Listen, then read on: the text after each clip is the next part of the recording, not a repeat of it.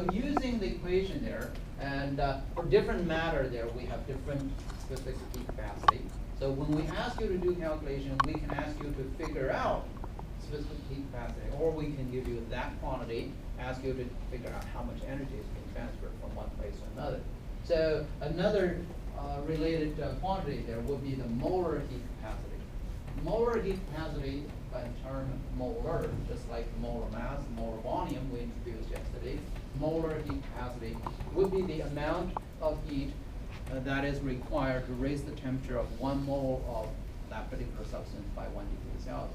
Okay. And this quantity is not widely used in our calculation. It's more than often when we measure the mass of the sample there, we measure the mass of the sample in grams. We don't have to do them in moles unless the calculation requires you to use moles there. So in this case, this is the equation that we can use to quantify the amount of heat being transferred. Q represent the heat equals to M is the mass in gram, times CS. CS is the specific heat capacity, times the change in temperature.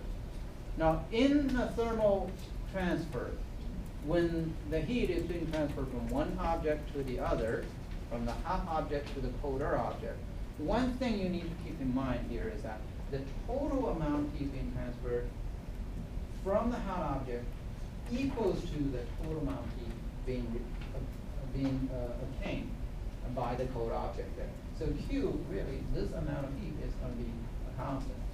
And with that, this is something that we can ask you to do calculation. Say here in this case, you have 45 grams of sample of an alloy and a metal. You heat it up to 100 degrees Celsius.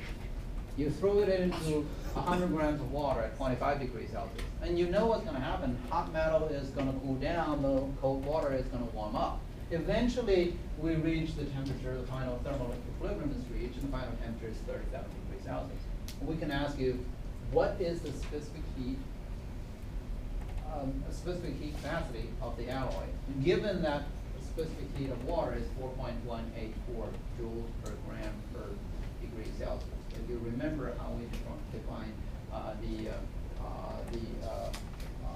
calories or the joules there, the amount of energy required to raise the temperature of 1 gram of water by 1 degree Celsius. So it's actually 1 calorie or 4.184 joules for water. We're using water as our standard to measure the specific heat capacity. So how do we solve this kind of problem?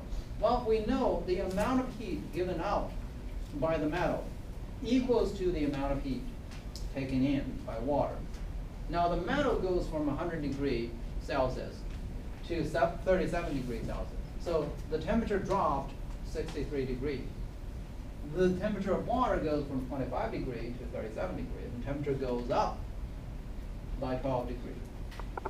Now, CS times M times the change in temperature. For water or metal, it should be the same.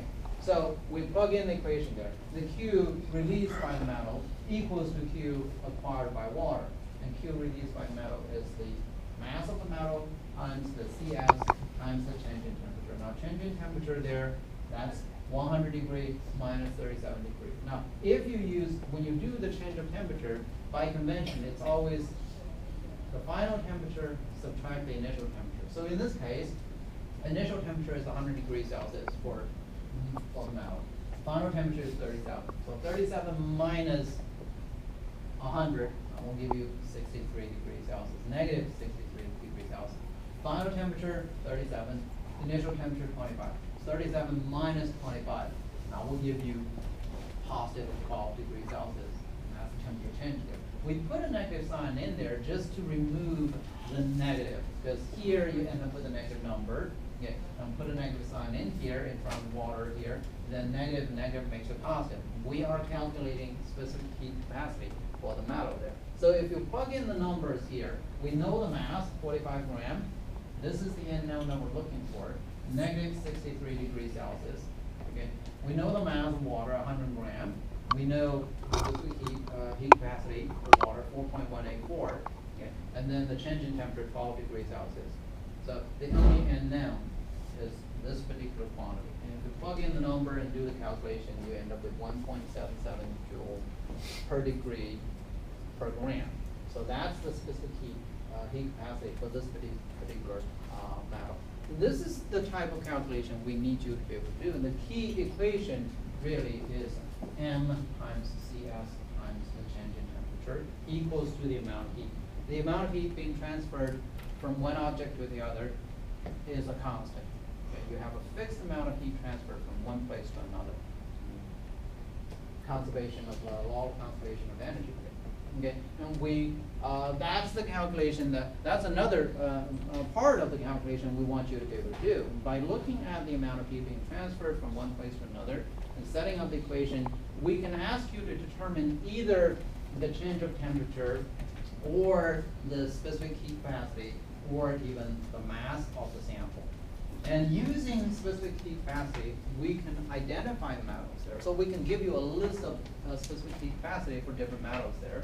And we can ask you to do a calculation. And then once you come up with a calculation, you try to match whatever is in the list for the identity there. Just like one of the questions in the lab quizzes there.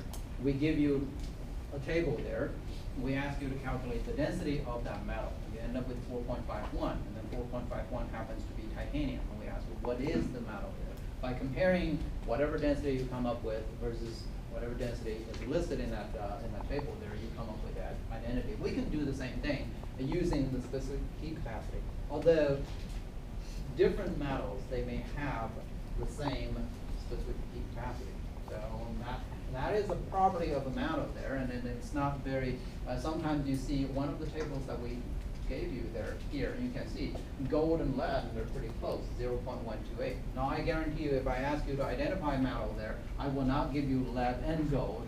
That will confuse you. You won't be able to make a choice there. And you will see different specific heat capacity for different metals. Okay, so this is another type of calculation we need you to be able to do in this particular chapter when we look at the energy aspect of the reaction. Okay, so we will continue this topic. We'll continue this topic next Monday.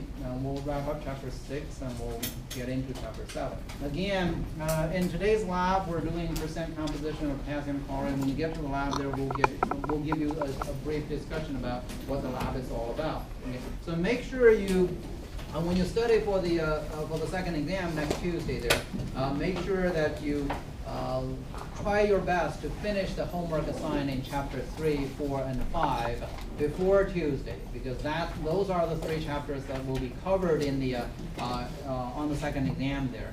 And I want you to do the homework assignments and finish the homework assignments in those 3 chapters, so that you know what kind of calculations you're going to be encountered in the second exam.